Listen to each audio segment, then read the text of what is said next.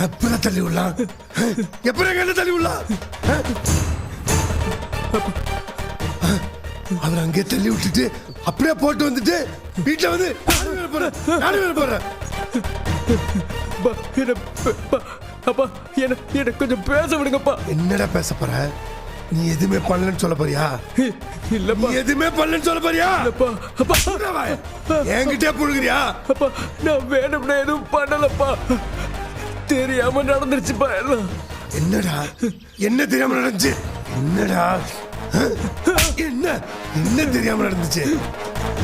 ஆமா ஏண்டா ஹாஸ்பிட்டல் அண்ணன் ரூம்ல இதை திருட்டுத்தனை பண்ண பாத்தியா?